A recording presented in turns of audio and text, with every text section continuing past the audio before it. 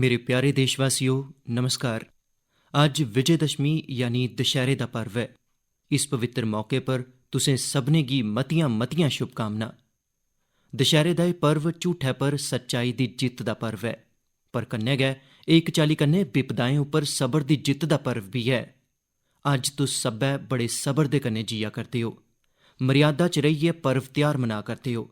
इस करियै जेड़ी लड़ाई अस लड़ा करने आं ओह्दे च जित्त भी निश्चित है। पहले दुर्गा पंडाल च माता दे दर्शनें आस्ते इन्नी भीड़ जुटी जंदी ही, इकदम मेले जनेहा माहौल रौंदा हा। पर इस बारी नेहा नेईं होई सकेआ। पहले दशहरे पर भी बड्डे बड्डे मेले लगदे हे, पर इस बारी उंदा स्वरूप भी बक्खरा गया है। रामलीला दा त्यौहार भी ओह्दा बड़ा बड्डा आकर्षण हा, पर ओह्दे च भी किश ना किश पाबंदियां लगियां न।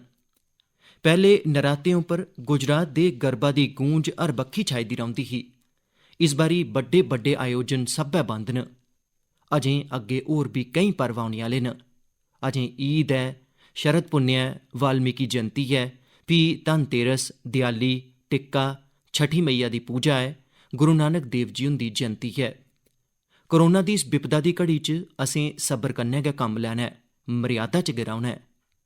साथियो, जिसलै अस त्यौहार दी गल्ल करने आं, त्यारी करने आं, तां सभनें शा पैह्ले मनै च इ'यै औंदा ऐ जे बजार कुसलै जाना ऐ, केह् खरीदारी करनी ऐ। खास करियै बच्चें च ते एह्दा खास उत्साह रौंह्दा ऐ। इस बारी त्यौहार पर नमां केह् मिलने आह्ला ऐ?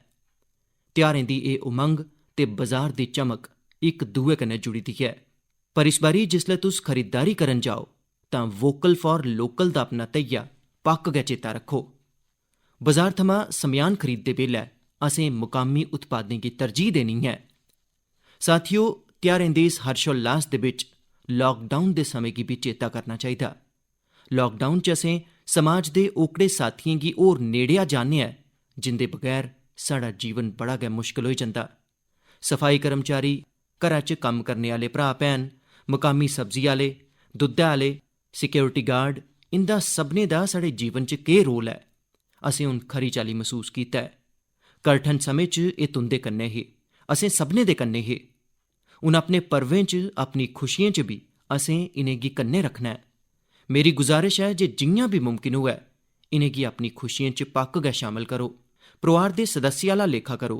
फ्ही तुस दिक्खो तुंदी खुशियां किन्नी बधी जंदियां न। साथियो, असें अपने ओकड़े जांबाज सैनिकें गी भी चेता रखना ऐ, जेह्ड़े इनें त्यौहारें च भी बन्ने उप्पर डटे दे न, भारत माता दी सेवा ते सुरक्षा करा करदे न। असें उनेंगी चेता करियै गै अपने त्यौहार मनाने न। असें घरै च इक दिया भारत माता दे इनें दलेर पुत्रें धियें दे सम्मान च भी बालना ऐ। मैं अपने वीर जवानें गी भी आखना चाह्न्ना जे तुस भामें बन्ने उप्पर हो, पर पूरा मुल्ख तुंदे कन्नै ऐ, तुंदे आस्ते कामना करा करदा ऐ। मैं ओकड़े परोआरें दे त्याग गी भी नमन करना जिंदे पुत्तर धियां अज्ज बन्ने पर न। हर ओह् व्यक्ति जेह्ड़ा देसै कन्नै जुड़ी दी कुसै ना कुसै जिम्मेदारी दी वजह करी अपने घर नेईं ऐ, अपने परोआरै थमां दूर ऐ, मैं दिलै कन्नै ओह्दा आभार प्रकट करना।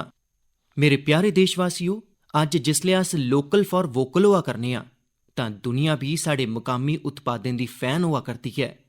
साढ़े केईं मुकामी उत्पादें च कुल संसारी सतह दा बनने दी बड़ी बड्डी शक्ति है। जि'यां इक मिसाल है खादी दी। लम्मै चिरै तगर खादी सादगी दी पंछान रेही है, पर साड़ी खादी अज्ज पर्यावरण दे मुआफक कपड़े दे रूपै च जानी जा करदी है। सेह्त दी नजरी कन्नै एह् सरीरै दे मुआफक कपड़ा ऐ, हर मौसम च बरतोने आह्ला कपड़ा ऐ, ते अज्ज खादी फैशन स्टेटमेंट तां बना गै करदी है। खादी दी लोकप्रियता ते बधा गै करदी है, कन्नै गै दुनिया च केईं थाह्रें खादी बनाई भी जा करदी है। मैक्सिको च इक जगह है ओहाका। इस इलाके च केईं ग्रां ऐसे न जित्थै मुकामी ग्रामीण खादी बुनने दा कम्म करदे न। अज्ज इत्थें दी खादी ओहाका खादी दे नां कन्नै मशहूर होई चुकी दी है। ओहाका च खादी कि'यां पुज्जी, एह् भी घट्ट दिलचस्प नेईं है। दरअसल मैक्सिको दे इक युवा मार्क ब्राउन ने इक बारी महात्मा गांधी हुंदे पर इक फिल्म दिक्खी। ब्राउन एह् फिल्म दिक्खियै बापू थमां इन्ना प्रभावत होए जे ओह् भारत च बापू दे आश्रम आए ते बापू दे बारे च होर गैहराई कन्नै जानेआ समझेआ। उसलै ब्राउन गी एह् एहसास होआ जे खादी छड़ा इक कपड़ा गै नेईं ऐ, सगुआं एह् ते इक पूरी जीवन पद्धति ऐ। एह्दे कन्नै किस चाल्ली कन्नै ग्रामीण अर्थव्यवस्था ते आत्म निर्भरता दा दर्शन जुड़े दा ऐ, ब्राउन एह्दे कन्नै बड़े प्रभावत होए। इत्थुआं गै ब्राउन ने ठानेआ जे ओह् मैक्सीको च जाइयै खादी दा कम्म शुरू करङन। उनें मैक्सीको दे ओहाका च ग्रामीणें गी खादी दा कम्म सखाया, उनेंगी सिखलाई दित्ती ते अज्ज ओहाका खादी इक ब्रांड बनी गेदी ऐ। इस प्रोजेक्ट दी वैबसाइट उप्पर लिखे दा ऐ द सिंबल ऑफ धर्म इन मोशन। इस वैबसाइट च मार्क ब्राउन दा बड़ा गै दिलचस्प इंटरव्यू भी मिलोग। ओह् दसदे न जे शुरू च लोक खादी गी लेइयै शुबे च हे, पर आखरकार एह्दे च लोकें दी दिलचस्पी बधी ते एह्दा बाजार त्यार होई गेआ। एह् आखदे न एह् राम राज्य कन्नै जुड़ी दियां गल्लां न। जिसलै तुस लोकें दियें जरूरतें गी पूरा करदे हो तां फ्ही लोक बी तुं'दे नै जुड़न चली औंदे न।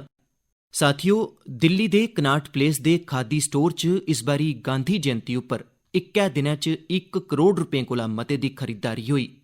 इस्सै चाल्ली कोरोना दे समें च खादी दे मास्क बी बड़े लोकप्रिय होआ करदे न। मुल्ख भरै च केईं जगह आप मदादी ग्रुप ते दुइयां संस्थां खादी दे मास्क बना करदियां न। यूपी च बाराबंकी च इक महिला न, सुमन देवी जी। सुमन जी होरें आप मदादी ग्रुप दी अपनी साथी महिलाएं कन्नै मिलियै खादी मास्क बनाना शुरू कीता। बल्लें बल्लें उंदे कन्नै होर महिलां बी जुड़दियां चली गेइयां। हून ओह् सब्बै मिलियै हजारें बद्दे खादी दे मास्क बना करदियां न। साढ़े मुकामी उत्पादें दी खूबी ऐ जे उंदे कन्नै अक्सर इक पूरा दर्शन जुड़े दा होंदा ऐ। मेरे प्यारे देशवासियो, जिसलै असेंगी अपनी चीजें उप्पर गर्व हुंदा ऐ तां दुनिया च बी उंदे प्रति जिज्ञासा बधदी ऐ। जियां साढ़े अध्यात्म नै, योग नै, आयुर्वेद नै पूरी दुनिया गी आकर्षित कीता है, साड़ियां केईं खेड्डां बी दुनिया गी आकर्षित करा करदियां न। अजकल साड़ा मलखंभ बी नेकां मुल्खें च प्रचलित होआ करदा है। अमरीका च चिन्मय पाटणकर ते प्रज्ञा पाटणकर होरें जिसले अपने घरै थमां गै मलखंभ सखाना शुरू कीता हा तां उनेंगी बी अंदाजा नेईं हा जे इसी इन्नी कामयाबी मिलोग। अमरीका च अज्ज केईं थाह्रें पर मलखंभ सिखलाई केंद्र चला करदे न। बड़ी मती गिनतरी च अमरीका दे युवा एह्दे नाल जुड़ा करदे न, मलखंभ सिक्खा करदे न। अज्ज जर्मनी होऐ, पोलैंड होऐ, मलेशिया होऐ, ऐसे करीब 20 होरनें मुल्खें च बी मलखंभ बड़ा लोकप्रिय होआ करदा है। हून ते एह्दी विश्व प्रतियोगिता शुरू कीती गेई है, जेह्दे च केइयें मुल्खें दे प्रतिभागी हिस्सा लैंदे न। भारत च ते प्राचीन काल थमां केईं ऐसी खेड्डां रहियां न जेह्ड़ियां साढ़े अंदर इक गैर मामूली विकास करदियां न, साढ़े मन शारीरिक संतुलन गी इक नमें आयाम उप्पर लेई जंदे न। पर मुमकिन है जे नमीं पीढ़ी दे साढ़े युवा साथी मलखंभ थमां उन्ने वाकिफ नेईं होन। तुस इसी इंटरनेट पर पक्क गै सर्च करो ते दिक्खो। साथियो, साढ़े देसै च किन्नी गै मार्शल आर्ट्स न। मैं चाहंग जे साढ़े युवा साथी इंदे बारे च बी जानन, इनेंगी सिक्खन ते समें दे स्हाबै कन्नै इनोवेट बी करन। जिसलै जीवन च बड्डी चुनौतियां नेईं होंदियां न तां व्यक्तित्व दा सर्वश्रेष्ठ बी बाहर निकलियै नेईं औंदा ऐ। इस करियै अपने आपै गी म्हेशा चैलेंज करदे रवो। मेरे प्यारे देशवासियो, आखेआ जंदा ऐ लर्निंग इज ग्रोइंग। अज्ज मन की बात च मैं तुंदा परिचय इक ऐसे व्यक्ति कन्नै करांग जेह्दे च इक अनोखा जुनून ऐ। एह् जुनून ऐ दुएं दे कन्नै रीडिंग ते लर्निंग दियें खुशियें गी बंडने दा। एह् न पोन मरियप्पन। पोन मरियप्पन तमिलनाडु दे तुत्तुकुड़ी च रौंह्दे न। तुत्तुकुड़ी गी पर्ल सिटी यानी मोतियें दे शैह्रा दे रूप च बी जानेआ जंदा ऐ। एह् कदे पौंडियन साम्राज्य दा इक महत्वपूर्ण केंद्र हा। इत्थै रौह्ने आह्ले मेरे दोस्त पोन मरियप्पन हेयर कटिंग दे पेशे कन्नै जुड़े दे न ते इक सैलून चलांदे न। बड़ा लौह्का जनेहा सैलून है। उनें इक अनोखा ते प्रेरणा देने आह्ला कम्म कीता ऐ। अपने सैलून दे इक हिस्से गी गै लाइब्रेरी बनाई दित्ता ऐ। जेकर व्यक्ति सैलून च अपनी बारी दा इंतजार करने दे दौरान उत्थै किश पढ़दा ऐ ते जो पढ़ेआ ऐ ओह्दे बारे च थोड़ा लिखदा ऐ तां पोन मरियप्पन जी उस गाह्क गी डिस्काउंट दिंदे न। है ना मज़ेदार? आओ तुत्तुकुड़ी चलने आं, पोन मरियप्पन जी हुंदे कन्नै गल्ल करने आं। पोन मरियप्पन जी नमस्कार, केह् हाल ऐ तुंदा? मानयोग प्रधानमंत्री जी नमस्कार। नमस्कार नमस्कार। तुसें गी एह् लाइब्रेरी दा जेह्ड़ा आइडिया ऐ एह् कि'यां आया? मैं 8वीं जमात तक्कर पढ़े ना। ओह्दे अग्गे मेरे परोआरक हालात दे कारण मैं अपनी पढ़ाई गी अग्गे बधाई नहीं सकेआ। जिसलै मैं पढ़े लिखे आदमियें गी दिक्खना उसलै मेरे मनै च इक कमी मसूस होआ करदी ही। इस करियै मेरे मनै च एह् आया जे अस की नेईं इक लाइब्रेरी स्थापित करचै ते ओह्दे कन्नै केई सारे लोकें गी एह् लाह् हासल होग। इ'यै मेरे लेई इक प्रेरणा बनी। तुसें गी केह्ड़ी कताब मती पसंद ऐ? मिगी तिरुकुरुल बड़ी प्यारी ऐ। तुं'दे नै गल्ल करने च मिगी बड़ी खुशी होई। तुसें गी मतियां मतियां शुभकामनां। मैं भी मानयोग प्रधानमंत्री जी तुंदे कन्नै गल करदे होई बड़ी खुशी महसूस करा करना। मतियां मतियां शुभकामनां। धन्नवाद प्रधानमंत्री जी। धन्नवाद। असें हुणे पोन मरियप्पन जी हुंदे कन्नै गल्लबात कीती। दिक्खो कि'यां ओह् लोकें दे बालें गी ते सवारदे गै न, उनेंगी अपना जीवन सवारने दा मौका दिंदे न। थिरुकुरल दी लोकप्रियता दे बारे च सुनियै बड़ा शैल लग्गा। थिरुकुरल दी लोकप्रियता दे बारे तुसें सभनें भी सुनेआ। अज्ज हिंदुस्तान दियें सभनें भाशाएं च थिरुकुरल उपलब्ध है। जेकर मौका मिलै तां पक्क गै पढ़ना लोड़चदा ऐ। जीवन लेई ओह् इक चाल्ली कन्नै मार्गदर्शक ऐ। साथियो, पर तुसें गी एह् जानियै खुशी होग जे पूरे भारत च नेकां लोक न जिनेंगी ज्ञान दे प्रसार कन्नै बड़ी मती खुशी मिलदी ऐ। एह् ओह् लोक न जेह्ड़े म्हेशा इस गल्लै लेई त्यार रौंह्दे न जे हर कोई पढ़ने आस्तै प्रेरित होऐ। मध्य प्रदेश दे सिंगरौली दी शिक्षिका ऊषा दुबे जी होरें ते स्कूटी गी गै गश्ती लाइब्रेरी च बदली दित्ता। ओह् हर रोज़ अपनी टुरदी फिरदी लाइब्रेरी दे कन्नै कुसै ना कुसै ग्रां च पुज्जी जंदियां न ते उत्थें बच्चें गी पढ़ांदियां न। बच्चे उनेंगी प्यार कन्नै कताबें आह्ली दीदी आखियै बुलांदे न। इस ब'रे अगस्त च अरुणाचल प्रदेश दे निरजुली दे रियो ग्रां च इक आप मदादी लाइब्रेरी बनाई गेई है। दरअसल इत्थें दी मीना गुरुंग ते दिवांग होसाई गी जिसलै पता लग्गा जे कस्बे च कोई लाइब्रेरी नेईं है तां उनें एह्दी फंडिंग आस्तै हत्थ बधाया। तुसें गी एह् जानियै हैरानी होग जे इस लाइब्रेरी लेई कोई सदस्यता गै नेईं है। कोई भी व्यक्ति 2 हफ्तें आस्तै कताब लेई जाई सकदा है। पढ़ने परैंत उसी वापस करना होंदा है। एह् लाइब्रेरी 7 ध्याड़े 24 घैंटें खुल्ली दी रौंह्दी है।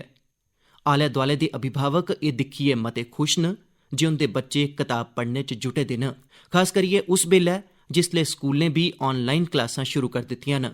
उत्थै गै चंडीगढ़ च इक NGO चलाने आह्ले संदीप कुमार जी होरें इक मिनी वैन च गश्ती लाइब्रेरी बनाई है। एह्दे राहें गरीब बच्चें गी पढ़ने लेई मुफ्त च कताबां दित्तियां जंदियां न। एह्दे कन्नै गै गुजरात दे भावनगर दियें बी 2 संस्थाएं दे बारे च जानना जेह्ड़ियां बेहतरीन कम्म करा करदियां न। उंदे चा इक है विकास वर्तुल ट्रस्ट। एह् संस्था प्रतियोगी इम्तिहानें दी त्यारी करने आह्ले विद्यार्थियें आस्तै बड़ी मददगार है। एह् ट्रस्ट 1975 थमां कम्म करा करदा ऐ ते एह् 5000 कताबें दे कन्नै 140 थमां बद्ध पत्रिकां उपलब्ध करोआंदा ऐ। ऐसी इक संस्था पुस्तक परब है। एह् इनोवेटिव प्रोजेक्ट है जेह्ड़ा साहित्यिक कताबें दे कन्नै गै दुइयां कताबां मुफ्त उपलब्ध करांदे न। इस लाइब्रेरी च अध्यात्मिक, आयुर्वेदिक इलाज ते केइयें होरनें विशें कन्नै सरबंधत कताबां बी शामल न। जेकर तुसें गी इस चाल्ली दे होर जतनें दे बारे च किश पता है तां मेरी गुजारिश है तुस उसी सोशल मीडिया उप्पर पक्क गै सांझा करो। एह् मिसाल कताब पढ़ने जां लाइब्रेरी खोलने तगर गै सीमित नेईं है, सगुआं एह् उस नमें भारत दी भावना दा बी प्रतीक है जेह्दे च समाज दे विकास आस्तै हर खेतर ते हर तबके दे लोक नमें ते इनोवेटिव तरीके अपना करदे न। गीता च आख्या गेआ है, न ही ज्ञानेन सदृश्यम पवित्र मिह विद्यते, यानी ज्ञान दे बरोबर संसार च किश भी पवित्र नहीं है। में ज्ञान दा प्रसार करने आह्ले ऐसे नेक जतन करने आह्ले सभनें महानुभावें दा दिलै कन्नै अभिनंदन करना। मेरे प्यारे देशवासियो, किश गै दिनें परैंत सरदार वल्लभ भाई पटेल जी हुंदी जन्म जयंती 31 अक्तूबर गी अस सब्भै राष्ट्री एकता दिवस दे तौर उप्पर मनागे। मन की बात च पैह्ले बी असें सरदार पटेल हुंदे पर विस्तार कन्नै गल्लबात कीती है। असें उंदे विराट व्यक्तित्व दे केईं आयामें उप्पर चर्चा कीती है। बड़े गै घट्ट लोक मिलङन जिंदे व्यक्तित्व च किट्ठे केईं सारे तत्व मौजूद होङन। वैचारिक गहराई, नैतिक दलेरी, राजनैतिक विलक्षणता, कृषि क्षेत्र दा गैह्रा ज्ञान ते राष्ट्री एकता दे प्रति समर्पण भावना। क्या तुस सरदार पटेल हुंदे बारे च इक गल्ल जानदे हो जेह्ड़ी उंदी सेंस ऑफ ह्यूमर गी दर्शांदी है? जरा उस लौह पुरुष दी छवि दी कल्पना करो जेह्ड़े राजे रजवाड़ें कन्नै गल्ल करा करदे हे, पूजनी बापू दे जन आंदोलन दा प्रबंधन करा करदे हे, कन्नै गै अंग्रेजें कन्नै लड़ाई भी लड़ा करदे हे ते इनें सभनें दे बिच बी उंदा सेंस ऑफ ह्यूमर पूरे रंग च हुंदा हा। बापू होरें सरदार पटेल हुंदे बारे च आख्या हा, उंदी विनोदपूर्ण गल्लां मिगी इन्ना हसांदियां हियां जे हसदे हसदे ढिड्डा च बल पेई जंदे हे। ऐसा दिनै च इक बारी नेईं केईं बारी हुंदा हा। एह्दे च साढ़े लेई बी इक सिक्ख है, हालात किन्ने भी माड़े की नेईं होन, अपने सेंस ऑफ ह्यूमर गी जींदा रक्खो। एह् असेंगी सैह्ज ते रक्खोग गै अस अपनी समस्या दा हल बी कड्ढी सकगे। सरदार साहब ने इ'यै ते कीता हा।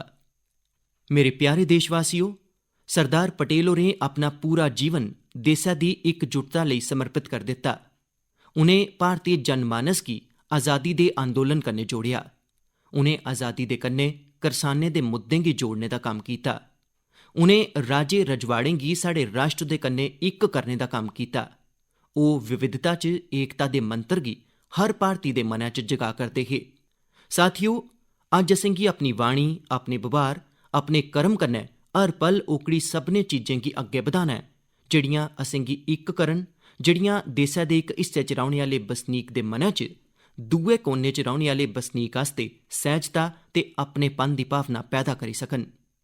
साढ़े पुरखें सदियें थमां एह् जतन लगातार कीते न। हून दिक्खो, केरल च जन्मे पूजनीय आदि शंकराचार्य जी होरें भारत दी चारें दिशाएं च च'ऊं महत्वपूर्ण मठें दी स्थापना कीती। उत्तर च बद्रिकाश्रम, पूरब च पुरी, दक्खन च श्रृंगेरी ते पच्छम च द्वारका। उनें श्रीनगर दी यात्रा भी कीती। इ'यै कारण ऐ जे उत्थे इक शंकराचार्य हिल ऐ। तीर्थाटन अपने आपै च भारत गी इक सूत्र च परोंदा ऐ। ज्योतिर्लिंगें ते शक्ति पीठें दी श्रृंखला भारत गी इक सूत्र च बंधदी ऐ। त्रिपुरा थमां लेइयै गुजरात तगर, जम्मू कश्मीर थमां लेइयै तमिलनाडु तगर स्थापित साढ़े आस्था दे केंद्र असेंगी इक करदे न। भक्ति आंदोलन पूरे भारत च इक बड्डा जन आंदोलन बनी गेआ, जिसनै असेंगी भक्ति दे माध्यम कन्नै इकजुट कीता। साढ़ी रोजमर्रा दी जिंदगी च बी एह् गल्लां कि'यां घुली गेइयां न, जेह्दे च एकता दी ताकत ऐ।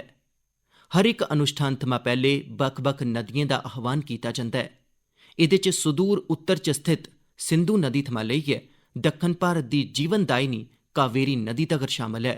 अक्सर साढ़े इत्थे लोक आखदे न, स्नान करदे बेल्लै पवित्र भावना कन्नै एकता दा मंत्र गै बोलदे न। गंगे च यमुने चैव गोदावरी सरस्वती नर्मदे सिंधु कावेरी जलैस्मिन सन्निधिन कुरु।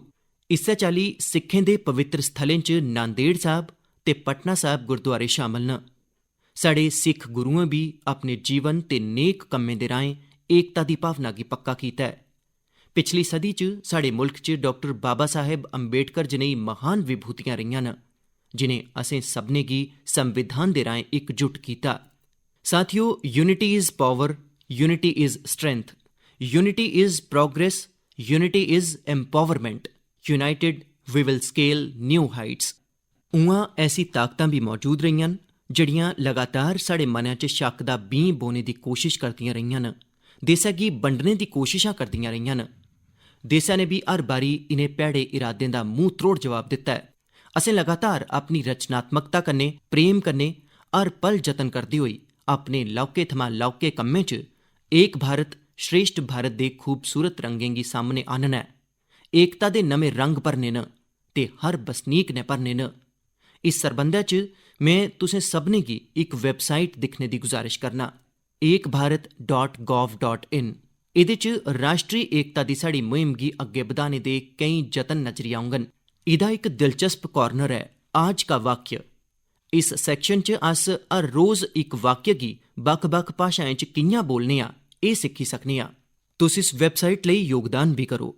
जि'यां हर राज्य ते संस्कृति च बक्ख-बक्ख खान-पान होंदा ऐ, एह् व्यंजन मकामी स्तरै दी खास समग्री यानी अनाज ते मसालें कन्नै बनाए जंदे न।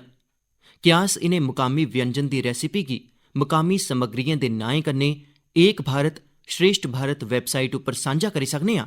यूनिटी ते इम्यूनिटी गी बधाने आस्ते एह्दे कोला बेहतर तरीका होर केह् होई सकदा ऐ? साथियो, इस म्हीने दी 31 तरीक गी मिगी केवड़िया च ऐतिहासिक स्टैचू ऑफ यूनिटी पर होआ करदे केईं कार्यक्रमें च शामल होने दा मौका मिलोग। तुस लोग भी जरूर जुड़ेओ। मेरे प्यारे देशवासियों, 31 अक्तूबर गी अस वाल्मीकि जयंती भी मनागे। में महर्षि वाल्मीकि होरें गी नमन करना ते इस खास मौके आस्ते देशवासियें गी मतियां शुभकामनां दिन्ना। महर्षि वाल्मीकि हुंदे महान विचार करोड़ें लोकें गी प्रेरित करदे न, शक्ति प्रदान करदे न। ओह् लक्खें करोड़ें गरीबें ते दलितें आस्ते बड़ी बड्डी मेद न। उंदे अंदर आशा ते विश्वास दा संचार करदे न। ओह् आखदे न, कुसै बी माह्नुऐ दी इच्छा शक्ति जेकर ओह्दे कन्नै होऐ तां ओह् कोई बी कम्म बड़ी आसानी कन्नै करी सकदा ऐ। एह् इच्छा शक्ति गै जेह्ड़ी केईं युवाएं गी गैर मामूली कम्म करने दी ताकत दिंदी ऐ। महर्षि वाल्मीकि होरें सकारात्मक सोच उप्पर बल दित्ता। उंदे लेई सेवा ते मनुक्खी गरिमा दी थाह्र सभनें शा उप्पर है। महर्षि वाल्मीकि हुंदे आचार, विचार ते आदर्श अज्ज न्यू इंडिया दे साढ़े धैइये आस्ते प्रेरणा बी हैन ते दिशा निर्देश बी हैन। अस महर्षि वाल्मीकि हुंदे प्रति सदा कृतज्ञ रौह्गे जे उनें औने आह्ली पीढ़ियें दे मार्गदर्शन आस्ते रामायण जनेह् महाग्रंथ दी रचना कीती। 31 अक्तूबर गी भारत दी साबका प्रधानमंत्री श्रीमती इंदिरा गांधी जी होरें गी असें मुहाई दित्ता हा। में पूरे आदर कन्नै उनेंगी श्रद्धांजलि दिन्ना। मेरे प्यारे देशवासियो, अज्ज कश्मीर दा पुलवामा पूरे मुल्ख गी पढ़ाने च महत्वपूर्ण भूमिका निभा करदा है। अज्ज मुल्ख भरै च बच्चे अपना होमवर्क करदे न, नोट्स बनांदे न, तां कुतै ना कुतै एह्दे पिच्छे पुलवामा दे लोकें दी सख्त मेहनत बी है। कश्मीर घाटी पूरे मुल्खै दी करीब 90% पेंसिल स्लेट लकड़ी दी पट्टी दी मंग गी पूरा करदी है ते ओह्दे च बड़ी बड्डी हिस्सेदारी पुलवामा दी है। इक समें च अस लोक विदेशें थमां पेंसिल आस्ते लकड़ी नुआंदे हे, पर हुन साढ़ा पुलवामा इस खेतर च देसै गी आत्मनिर्भर बना करदा है। असल च पुलवामा दे एह् पेंसिल स्लेट्स स्टेट्स दे बश्कार दी बित्थै गी घट्ट करा करदे न। घाटी दी चिनार दी लकड़ी च बड़ी मती नमी ते नजाकत हुंदी है, जेह्ड़ी पेंसिल दे निर्माण आस्ते उसी सभनें शा उपयुक्त बनांदी है। पुलवामा च उक्खू गी पेंसिल विलेज दे नां कन्नै जानेआ जंदा है। इत्थै पेंसिल स्लेट निर्माण दियां केईं इकाइयां न जेह्ड़ियां रोजगार उपलब्ध करोआ करदियां न ते इंदे च बड़ी मती गिनतरी च महिलां कम्म करदियां न। साथियो, पुलवामा दी अपनी एह् पन्छान उसलै स्थापित होई ऐ जिसलै इत्थूं दे लोकें किश नमां करने दी ठानी, कम्म गी लेइयै जोखिम ठोआया ते अपने आपै गी ओह्दे प्रति समर्पित करी दित्ता। ऐसे गै कर्मठ लोकें चा इक न मंजूर अहमद अलाई। पैह्ले मंजूर भाई लकड़ी कट्टने आह्ले इक आम मजूर हे। मंजूर भाई किश नमां करना चांह्दे हे तां जे उंदी औने आह्ली पीढ़ियां गरीबी च नेईं जीन। उनें अपनी पुश्तैनी जिमीं बेची दित्ती ते एप्पल वुडन बॉक्स यानी स्याऊ रखने आह्ले लकड़ी दे बक्से बनाने दा यूनिट शुरू कीता। ओह् अपने लौह्के जनेह् कारोबार च जुटे दे हे। उसलै गै मंजूर भाई गी कुतुआं पता लग्गा जे पेंसिल निर्माण च पॉपुलर वुड यानी चिनार दी लकड़ी दा इस्तेमाल शुरू कीता गेआ है। एह् जानकारी मिलने परैंत मंजूर भाई होरें अपनी उद्यमिता दा परिचय दिंदे होई पेंसिल तैयार करने आह्ले किश मशहूर यूनिटें गी चिनार दी लकड़ी कन्नै बने दे बक्सें दी सप्लाई शुरू कीती। मंजूर जी होरें गी एह् बड़ा फायदेमंद लग्गा ते उंदी औंदन बी बड़ी बधन लगी पेई। समें दे कन्नै उनें पेंसिल स्लेट तैयार करने आह्ली मशीनां लेई लैतियां ते ओह्दे परैंत उनें देसै दी बड्डी कंपनियें गी पेंसिल स्लेट दी सप्लाई शुरू करी दित्ती। अज्ज मंजूर भाई हुंदे इस कारोबार दा टर्नओवर करोड़ें च ऐ ते ओह् लगभग 200 लोकें गी रोजी रुट्टी बी देआ करदे न। अज्ज मन की बात दे राहें सभनें देशवासियें दी तरफा में मंजूर भाई समेत पुलवामा दे मेहनतकश भ्राएं भैनें दी ते उंदे परोआर आह्लें दी उंदी सराहना करना। तुस सब्भै मुल्ख दे यंग माइंड्स गी शिक्षित करने आस्ते अपना बड़मुल्ला योगदान देआ करदे हो।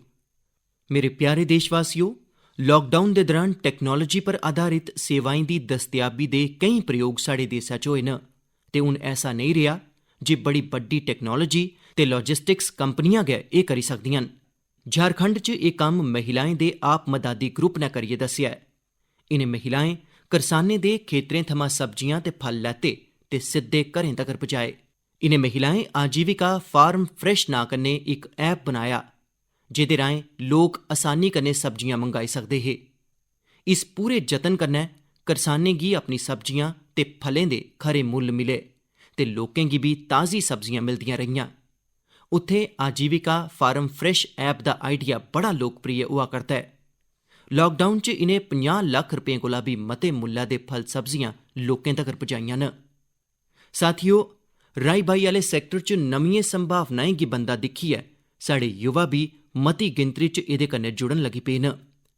मध्य प्रदेश दे बड़वानी च अतुल पाटीदार अपने इलाके दे 4000 करसानें गी डिजिटल रूप कन्नै जोड़ी चुके न।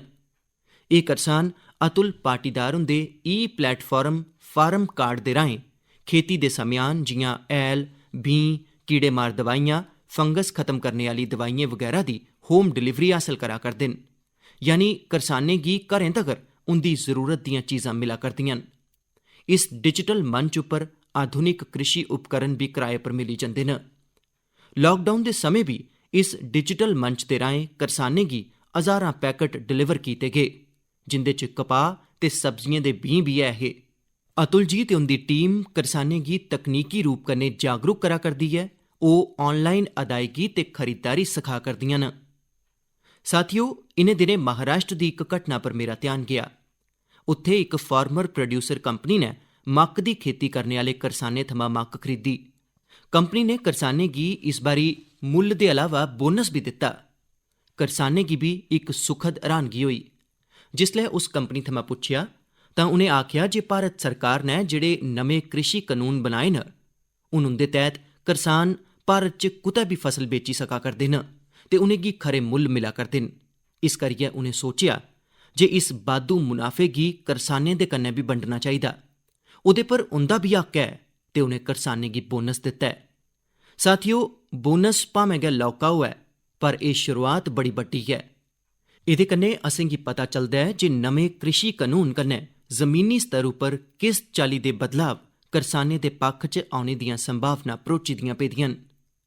मेरे प्यारे देशवासियो, अज्ज मन की बात च देशवासियें दी गैर मामूली उपलब्धियें, साढ़े मुल्ख, साढ़ी संस्कृति दे बक्ख-बक्ख आयामें उप्पर तुंदे सभनें कन्नै गल्ल करने दा मौका मिलेआ। साढ़ा मुल्ख प्रतिभावान लोकें कन्नै भरोचे दा ऐ। जेकर तुस बी नेह् लोकें गी जानदे हो तां उंदे बारे च गल्ल करो, लिखो ते उंदी कामयाबियें गी सांझा करो। औने आह्ले ध्यारें दी तुसें गी ते तुंदे पूरे परोआर गी मती मती बधाई। पर इक गल्ल चेता रखेओ ते ध्यारें च जरा खास तौर उप्पर चेता रखो, मास्क लाना ऐ, हत्थ साबुन कन्नै धोंदे रौह्ना ऐ, 2 गज दा छिंडा बनाई रखना ऐ। साथियो, अगले म्हीने फ्ही तुंदे कन्नै मन की बात होग। मता मता धन्नवाद।